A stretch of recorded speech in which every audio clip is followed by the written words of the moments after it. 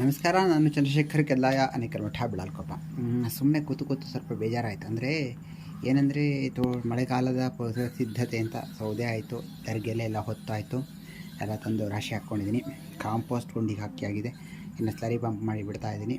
Next ಏನಂದರೆ ಅದಕ್ಕೆ compost culture ಹಾಕಬೇಕು. ಸುಮ್ಮನೆ ಒಂದು ರೌಂಡ್ ಹೋಗಿ ಬರೋಣ ತೋಟಕ್ಕೆ ಅಂತ ಕರ್ಕೊಂಡು ಬರೋಣ ಅಂತ ನೋಡೋಣ ಅಂತ. ಇದು ಡಾಕ್ಟರ್ ಸಾಯಿಲ್ ಅವ್ರದ್ದು potash soluble bacteria, potash mobilising bacteria KMB ಅದ ಡೆವಲಪ್ ಮಾಡೋಕ್ಕೆ ಇಟ್ಕೊಂಡಿದ್ದೀನಿ. ಇದರಿಂದ ಫಾಸ್ಫರಸ್ ಸಾಯ್ಲಬಲ್ ಬ್ಯಾಕ್ಟೀರಿಯಾ ಡೆವಲಪ್ ಮಾಡಿ ಹೋದ ವಾರದಲ್ಲಿ ಹೇಗೋ ಮಳೆ ಬಂತಾ ಇಡೀ ತೋಟಕ್ಕೆ ಕೊಟ್ಟಿದ್ದೆ. ಈಗ ಪೊಟ್ಯಾಶು ರೆಡಿ ಆಗ್ತಾಯಿದೆ. ಸುಮ್ಮನೆ ಒಂದು ರೌಂಡು ತೋಟಕ್ಕೆ ಹೋಗೋಣ ಅಂತ. ಕೆಲವರಿಗೆ ಆಸಕ್ತಿ ಇರುತ್ತೆ, ಆಸಕ್ತಿ ಇರೋರು ನೋಡಲಿ ಅಂತ ಅಷ್ಟೇ. ಇದು ಡೆವಲಪ್ ಮಾಡೋಕ್ಕೆ ಇಟ್ಟಿದ್ದೀನಿ, ಮನೆ ಹಿಂದ್ಗಡೆನೇ ಇಟ್ಕೊಂಡಿದ್ದೀನಿ. ಇದು 1 ಡ್ರಮ್ ಇರೋದನ್ನು 3 ಡ್ರಮ್ ಮಾಡಿ ಒಂದೊಂದು ಅಡಿಕೆ ಮರಕ್ಕೆ 1 ಲೀಟ್ರು, ತೆಂಗಿನ ಮರಕ್ಕೆ ಒಂದು 5-6 ಲೀಟ್ರು ಹಾಗೆ ಕೊಡೋದು. ಏನು ಮನೆ ಹಿಂದ್ಗಡೆ ಈ ಕಡೆ ಬರುತ್ತೆ, ತೋಟ ಇಲ್ಲೇ ಬರುತ್ತೆ. ತೋಟಕ್ಕೆ ಇಟ್ಕೊಂಡು ಹೋಗ್ತಾಯಿದ್ದೀನಿ.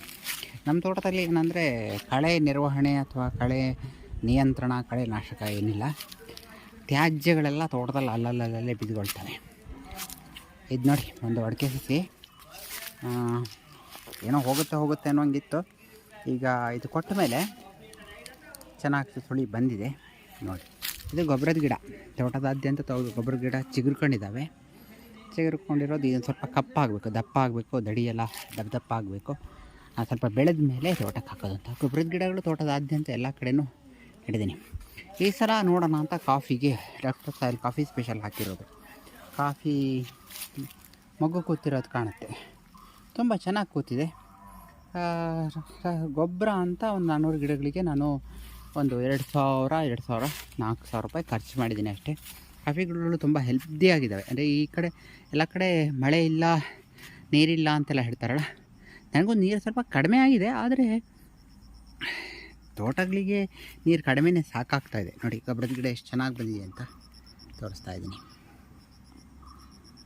ಕಾಫಿ ಸಮೇತ ನೆಕ್ಸ್ಟ್ ಇಯರ್ ಒಳ್ಳೆ ಫಸಲಿದೆ. ಇಷ್ಟು ವರ್ಷ ರಾಸಾಯನಿಕ ಏನೂ ಹಾಕ್ತಾ ಇರಲಿಲ್ಲ. ಕಾಫಿ ಫಸಲು ಒಂದು ಹದ ಬರ್ತಾಯಿತ್ತು. ಈಗ ಜೈವಿಕ ಗೊಬ್ಬರ ಡಾಕ್ಟರ್ ಸಾಯಿಲ್ 2 ಸಲ ಹಾಕಿದ್ದೀನಿ.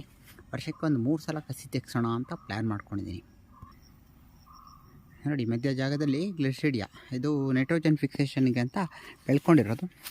ಸೊಪ್ಪು ಬೆಳೆದ ಮೇಲೆ ಕಡಿದು ತೋಟಕ್ಕೆ ಹಾಕಿದರೆ ಎಲ್ಲದೂ NPK ಸಿಗುತ್ತೆ ಅಂತ ಬಂದಿದೆ. ಕಾಫಿ ಚೆನ್ನಾಗಿ ಫಸಲು ಕಟ್ಟಿದೆ. ಈ ವರ್ಷ ಹೆಚ್ಚಾಗಿ ಮಳೆಯಾಶ್ರಿತ ಕಾಫಿ ಬೆಳೆದವರಿಗೆ ಭಾರಿ ತೊಂದರೆ ಆಗಿದೆ. ನೀರಾವರಿ ಇದ್ದು ಕಾಫಿ ಬೆಳೆದವರು ಸ್ವಲ್ಪ ಗೆದ್ದುಕೊಂಡಿರ್ಬೋದು ಅಷ್ಟೇ. ನೋಡಿ, ಬೂದಿ ತೋಟದಲ್ಲಿ ಒಂದೊಂದು ಖಂಡಿಗೆ ಬೂದಿ ಹಾಕೋದು. ನಮ್ಮ ಮನೆಯಲ್ಲಿ ಬಚ್ಚಲಲ್ಲೇ ಬೂದಿ ಪೂರ್ತಿ ತಂದು ಹಾಕ್ಕೊಳ್ತೀನಿ. ಇವತ್ತು ಇಲ್ಲಿ ಹಾಕಿದ್ದೀನಿ. ಮತ್ತು ನಮ್ಮ ಪಕ್ಕದ ಮನೆಯವರು ಪೂಜೆ ಬಿಟ್ಟಿದ್ದಾರೆ, ಅವ್ರ ಮನೆಯಲ್ಲಿರೋದು ಬೂದಿ ಪೂರ್ತಿ ಒಟ್ಟು ಮಾಡಿಟ್ಟಿರ್ತಾರೆ. ಸುಮ್ಮನೆ ಅಲ್ಲಿ ಚೆಲ್ಲೋದು ಬೇಡ ಅಂತ ನಾನು ತೊಗೊಂಬರ್ತೀನಿ, ತಂದು ಹಾಕ್ಕೊಳ್ತೀನಿ.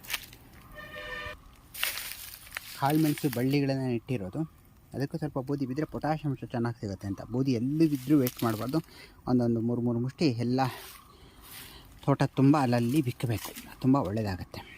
ಕಳೆಗಳನ್ನು ನಾನು ತೆಗೆಯೋದಿಲ್ಲ ನೋಡಿ, ತೋರಿಸ್ತಾ ಇದ್ದೀನಿ. ಹಾಳೆ ಬಿದ್ದಿದೆ, ಇದನ್ನು ಇಷ್ಟೇ ಇಲ್ಲಿ ಈ ಕಡೆ ಮಾಡಿದ್ದೀನಲ್ಲ, 2-3 ತುಂಡು ಮಾಡಿ ಅಲ್ಲಲ್ಲೇ ಬಿಡೋದು. ಅಂದರೆ ಇದೇ ಸಾಕಾಗುತ್ತೆ ನಮ್ಮ ತೋಟಕ್ಕೆ, ವಿಶೇಷವಾಗಿ ಏನು ಬೇಕಾಗಲ್ಲ. ಆದರೆ ಸಾವಯವ ತ್ಯಾಜ್ಯಗಳು ಅಂತ ನಾನು ಇದರಲ್ಲದೆ ಕಾಂಪೋಸ್ಟ್ ಕೂಡ 3 ವರ್ಷಕ್ಕೆ 1 ಟ್ರಿಪ್ 1-2 ಪುಟ್ಟಿ ಹಾಕೋದು, ಆ ಥರ ಮಾಡ್ಕೊಂಡಿದ್ದೀನಿ. ಅದು ಮಾಡ್ತೀನಿ. ಈಗ ಕಾಂಪೋಸ್ಟ್ ರೆಡಿಯಾಗಿದೆ, ಅದನ್ನು ಹಾಕ್ತೀನಿ. ಈ ಕಡೆ ನೋಡಿ, ಕೆಲವುದು ಹಳೆಯ ಅಡಿಕೆ ಮರಗಳು ಕೆಲವುದೆಲ್ಲ ಹೋಗಿದ್ದೆಲ್ಲ ಇದ್ವು. ಫ್ರೆಂಡ್ಗೆ ಕರೆದು ಅದೆಲ್ಲ ಮಿಷನಲ್ಲಿ ಕಡಿಸಿ ತುಂಡು 2 ಅಡಿ 2 ಅಡಿ 3 ಅಡಿ ಪೀಸ್ ಮಾಡಿ ಹಾಕಿಕೊಂಡಿದ್ದೀನಿ. ತೋಟದಲ್ಲಿ ನೆಲಮಟ್ಟದಲ್ಲಿ ಕಳೆ ಸಾಕಷ್ಟು ಬೆಳೀತವೆ. ಆದರೆ ನಾವು ಸೆಣಬು ಡೇಂಚ ಏನು ಹಾಕಲಿಕ್ಕಾಗಲ್ಲ. ಅದಕ್ಕೋಸ್ಕರ ನಾವು ಗ್ಲಿಸಿಡಿಯಾ ತೋಟದಾದ್ಯಂತ ಎಲ್ಲ ಕಡೆ ನೆಟ್ಬಿಟ್ಟಿದ್ದೀನಿ. ತೋಟದ ಮಧ್ಯದಲ್ಲಿ ನೆಡಬಾರ್ದು ಅಂತ ಕೆಲವ್ರದ್ದು ಬಿಡಿ, ಅವರು ರಾಸಾಯನಿಕ ಕೃಷಿಯವರು ಏನೋ ಹೇಳ್ತಿರ್ತಾರೆ, ಟಿ ವಿನಲ್ಲಿ ಒಬ್ಬೊಬ್ಬರು ಒಂಥರ ಹೇಳ್ತಾರೆ. ನಾನೇ ನೆಟ್ಟಿದ್ದು, ಬೇಡ ಅಂದರೆ ಕಡ್ದು ಬಿಸಾಕೋಕ್ಕೂ ನಾನು ರೆಡಿ ಇದ್ದೀನಿ ಅಂತ. ಆ ಥರ ಇಲ್ಲೂ ಗ್ಲಿಸಿಡಿಯಾ ಇದೆ, ಎಲ್ಲ ಕಡೆ ನೆಟ್ಟಿದ್ದೀನಿ. ಇಲ್ಲಿ ಸೋಗೆ ಹಾಳೆ ಎಲ್ಲ ಒಟ್ಟು ಒಂದೊಂದು 5-10 ತರೋದು, ರಾಶಿ ಇಡೋದು. ಇದು ಮೇಲ್ಗಡೆ ಒಂದು ಕಂಡಿ ಈ ಥರ ಮಾಡಿದ್ದೀನಿ, ನೋಡೋಣ ಅಂತ. ಒಂದಷ್ಟು ಪ್ರಯೋಗಗಳು ಆಗ್ತಾ ಇರ್ತವೆ. ಇದು ನೋಡಿ, ಇದೊಂದು ಅಡಿಕೆ ಸಸಿ ಉಂಟಲ್ಲ ಸಣ್ಣದು, ಇದು ಬಿದ್ದುಟ್ಟಿರೋದು ಸಸಿ ಕಿತ್ತು ಹಾಗೆ ಸುಮ್ಮನೆ ನೆಟ್ಟಿಟ್ಟಿದ್ದೀನಿ. ಹೆಂಗೆ ಬರುತ್ತೆ ನೋಡಬೇಕು ಅಂತ ಒಂದೊಂದು ಪ್ರಯೋಗಗಳನ್ನು ಮಾಡ್ತಾ ಇರಬೇಕು ಅಂತ. ಇದು ಲವಂಗದ ಗಿಡ ಇದೆ. ಲವಂಗ ಆಗಿದೆ, ಮೊಗ್ಗು ಬಿಟ್ಟಿದೆ. ನಾನು ಇನ್ನೆಲ್ಲ ಕೀಳೋದಿಲ್ಲ, ಅದೇನೋ ಇರಲಿ ಅಂತ. ನೋಡಿ ಇಲ್ಲಿ ಕಾಣುತ್ತಲ್ಲ ಲವಂಗದ ಮೊಗ್ಗು ಅದಿದೆ. ಇನ್ನು ಈ ಕಡೆ 2 ಹಲಸಿನ ಮರ ಬರುತ್ತೆ. ಇದು ಚಂದ್ರಬಕ್ಕೆ ಅಂತ ಹೇಳ್ತಾರೆ. ಅದು ಒಳ್ಳೆ ಹಲಸಿನ ಹಣ್ಣು ನಮ್ಮ ಮನೇಲಿರೋದು. ಆ ಕಡೆ ಇನ್ನೊಂದುಂಟು ದೂರದಲ್ಲಿ ಕಾಣುತ್ತಲ್ಲ, ಅದು ಕೆರೆ ಸಸಿ ಅಂತ ನಮ್ಮ ಮನೇಲಿ ಕರೆಯೋದು. ತುಂಬ ಒಳ್ಳೆ ಹಣ್ಣಿನ ಮರ, ತೋಟದ ಒಳಗಡೆ ಇರೋದು.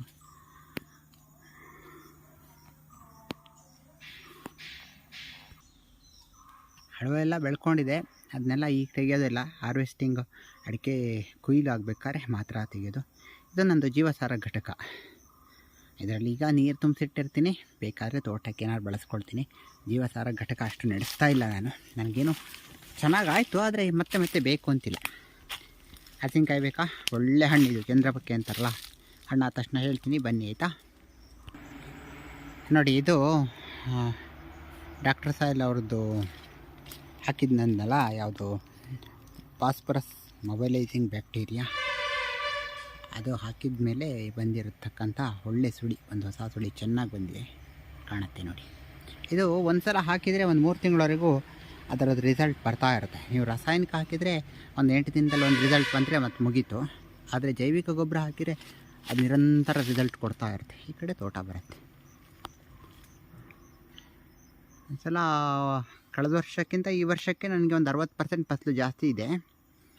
ಇನ್ನೂ 41 ಕ್ವಿಂಟಾಲ್ ಆಯಿತು. ಇನ್ನು ನೆಕ್ಸ್ಟು ನನಗೆ ಒಂದು 55 ಕ್ವಿಂಟಾಲ್ ಹಸಿ ಅಡಿಕೆ ಮೇಲೆ ಸಿಗ್ಬೋದು ಅಂತ ಅಂದ್ಕೊಂಡಿದ್ದೀನಿ. ಇದೆಲ್ಲ ಕೊಂಬಾಗಿದ್ದು ಅಡಿಕೆ ಮರಗಳು, ತೋಟದ ಮಧ್ಯೆ ಹಾಗೆ ಬಿದ್ಕೊಂಡಿರೋದು. ಇದು ಮತ್ತಷ್ಟು ಪುಡಿ ಪುಡಿಯಾಗಿ, ಇದು ಅಷ್ಟೇ ಸ್ವಲ್ಪ ಹಸಿ ಇದೆ. ಅದು ಸೌದೆಗೆ ಬರಲ್ಲ ಅಂತ ಅಂದ್ಕೊಂಡೆ ಇಲ್ಲೇ ಬಿಟ್ಟಿದ್ದೀನಿ. ಇದೆಲ್ಲ ಇಲ್ಲೇ ಕೊಂಬಾಗಿ ಮಣ್ಣಾಗುತ್ತೆ. ಸಾವಯವ ತ್ಯಾಜ್ಯಗಳು ಜೈವಿಕ ಪ್ರಕ್ರಿಯೆಗೆ ಅನುಕೂಲ ಆಗುತ್ತಲ್ಲ, ಆರ್ಗ್ಯಾನಿಕ್ ಕಾರ್ಬನ್ ಆಗಿ ಕನ್ವರ್ಟ್ ಆಗಲಿ ಅಂತ ಬಿಟ್ಕೊಂಡಿರೋದು. ನೋಡಿ, ಇದು ಫಾಸ್ಫರಸ್ ಮೊಬೈಲೈಸಿಂಗ್ ಬ್ಯಾಕ್ಟೀರಿಯಾ ಹಾಕಿದ ಮೇಲೆ ಬಂದಿರತಕ್ಕಂಥ ಆರೋಗ್ಯಕರವಾದ ಸುಳಿ. ಇಲ್ಲಿ ಅಡಿಕೆ ಮರ ತೋರಿಸ್ತೀನಿ. 3-4 ಫಸಲು ಇದರಲ್ಲಿದೆ. ಸಣ್ಣ ತಗ್ಗನಲ್ಲೇ ಇದೆ. ತಗ್ಗಿನಲ್ಲಿ ಫಸಲು ಬಂದರೆ ಚೆನ್ನಾಗಿ ಖುಷಿ ಅನಿಸುತ್ತೆ. ಆ ಕಡೆ ಒಂದು ನಂದಿ ಮರ ಇದೆ, ಅದು ಹಾಗೆ ಇಟ್ಟಿದ್ದೀನಿ ಇರಲಿ ಅಂತ. ಈಗ ಸುಮಾರು 1 ತಿಂಗಳಾಯಿತು, ಮಳೆ ಆಗಾಗ ಬರ್ತಾ ಇದೆ ಸಣ್ಣ ಪುಟ್ಟ. ಹಾಗಾಗಿ ತೋಟಕ್ಕೆ ನೀರು ಕೊಟ್ಟಿಲ್ಲ, ಆದರೂ ಚೆನ್ನಾಗಿ ಬರ್ತಾ ಇದೆ. ನೋಡಿ, ಕಾಳುಮೆಣಸು ಹಾಗೆ ನೆಟ್ಟಿರೋದು, ಚಿಗುರು ಬಂದು ಚೆನ್ನಾಗಿ ಬರುತ್ತೆ. ಈಗ ಜೈವಿಕ ಕೃಷಿ ಅಂತ ಬಂದಮೇಲೆ, ಜೈವಿಕ ಗೊಬ್ಬರ ರಾಸಾಯನಿಕ ಮುಕ್ತ ಕೃಷಿ ಅಂತ ಬಂದಮೇಲೆ ಕಾಳುಮೆಣಸಿಗೆ ವಿಶೇಷವಾದ ಯಾವುದೇ ಖರ್ಚಿಲ್ಲ, ಬೋರ್ಡ ಹೊಡೆಯೋದು ಇಲ್ಲ, ಬಳ್ಳಿಗಳು ಹೋಗೋದು ಕಮ್ಮಿ ಆಗಿದೆ. ಫಸಲು ಚೆನ್ನಾಗಿ ಸಿಗ್ತಾ ಇದೆ ನನಗೇನು, ಬಂದಷ್ಟು ಲಾಭನೇ ಅಲ್ವಾ ಖರ್ಚು ಮಾಡಿದಾಗ. ಆ ಥರ ನೋಡಿ, ಇಲ್ಲಿ ಕಾಣ್ತಾ ಇದೆಯಲ್ಲ, ಜೈವಿಕ ಗೊಬ್ಬರ ಕೊಟ್ಟ ಮೇಲೆ ಅಡಿಕೆಯಲ್ಲಿ ಎಷ್ಟು ಹೆಲ್ದಿಯಾಗಿ ಸುಳಿ ಎದ್ದೆದ್ದು ಚೆನ್ನಾಗಿ ಬರ್ತಾ ಇದೆ ಅಂತ ನಿಮ್ಗೆ ಗೊತ್ತಾಗುತ್ತೆ. ರಾಸಾಯನಿಕ ಮುಕ್ತ ಕೃಷಿಯಲ್ಲಿ ಫಸಲು ತೆಗಿಯೋಕ್ಕಾಗಲ್ಲ ಅಂತಾರೆ. ಗಿಡಗಳ ಬೆಳವಣಿಗೆಗಳನ್ನು ತೋರಿಸೋಣ ಅಂತ ಒಂದು ಪ್ರಯತ್ನ ಮಾಡ್ತಾಯಿದ್ದೀನಿ. ತುಂಬ ಚೆನ್ನಾಗಾಗುತ್ತೆ. ಇನ್ನು ಇದು ಮರ ತೋರಿಸ್ತಾ ಇದ್ದೀನಿ. ಇದು ಕಳೆದ ವರ್ಷ 2 ವರ್ಷದ ಹಿಂದೆ ಎಲೆ ಚುಕ್ಕೆ ಇದ್ದು 2-3 ವರ್ಷ ಫಸಲು ಬಂದಿರಲಿಲ್ಲ. ಕಳೆದ ವರ್ಷ 1 ಕೊನೆ ಬಂದಿತ್ತು, ಈ ವರ್ಷ 2 ಕೊನೆ ಹಿಡಿಯೋ ಅಂದಾಜಲ್ಲಿದೆ. ಸ್ವಲ್ಪ ಗಟ್ಟಿಮುಟ್ಟಾದ 2 ಕೊನೆಯೇ ಬರುತ್ತೆ ಅಂತ ಅಂದ್ಕೊಂಡಿದ್ದೀನಿ. ಚೆನ್ನಾಗಾಗಿದೆ. ಇನ್ನು ಅಲ್ಲಿ ಮೇಲೆ ಕಾಣುತ್ತಲ್ಲ, ತೋರಿಸ್ತಿದ್ದೀನಿ ನೋಡಿ, ಝೂಮ್ ಮಾಡಿ ತೋರಿಸ್ತಾ ಇದ್ದೀನಿ. ಇದು ಹಿಡಿಮುಡಿಗೆ ಥರ ಏನೋ ಒಂಥರ ಆಗಿ ಹೋಗುತ್ತೆ ಅನ್ನೋ ಹಂಗಾಗಿತ್ತು ಈ ಮರ. ಮತ್ತೆ ಸರಿಯಾಗಿದೆ, ಝೂಮ್ ಮಾಡಿ ತೋರಿಸ್ತಾ ಇದ್ದೀನಿ ನೋಡಿ. ಫಸಲಿಲ್ಲ, ನೆಕ್ಸ್ಟು 1-2 ವರ್ಷ ಅಂತ ಫಸಲು ಬರುತ್ತೆ. ಇದು ಕಾಣ್ತಲ್ಲ ಇಲ್ಲಿ, ಅದು ನೆಕ್ಸ್ಟ್ 1 ವರ್ಷ 2 ವರ್ಷ ಅಂತ ಫಸಲು ಬರುತ್ತೆ ಅಂತ ಅಂದ್ಕೊಂಡಿದ್ದೀನಿ. ಚೆನ್ನಾಗಿ ಆಗ್ತಿದೆ, ಪರವಾಗಿಲ್ಲ, ಒಂದು ತೃಪ್ತಿದಾಯಕ ಫಸಲಿದೆ. ಆದರೆ ನಮ್ಮೂರು ಅಂದರೆ ಪೂರ್ತಿ ರೋಗಯುಕ್ತ ತೋಟ, ಅದರ ಮಧ್ಯದಲ್ಲಿ ಒಂದು ರೋಗ ಇಲ್ದಿದ್ದ ತೋಟ ಅಂತ ನಮ್ಮ ತೋಟ ಹೇಳ್ಬೋದಷ್ಟೇ.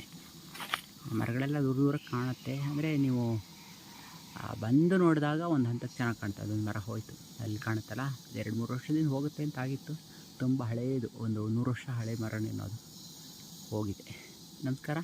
ಸುಮ್ಮನೆ ಒಂದು ಫೋಟೋ ವಿಡಿಯೋ ಇಡೋಣ ಅಂತ ಕಾಣ್ತು. ವಿಡಿಯೋ ಇಷ್ಟ ಆದರೆ ಲೈಕ್ ಮಾಡಿ, ಅನಿಸಿಕೆ ಅಭಿಪ್ರಾಯಗಳನ್ನು ಕಮೆಂಟಲ್ಲಿ ತಿಳಿಸಿ. ನಮಸ್ಕಾರ.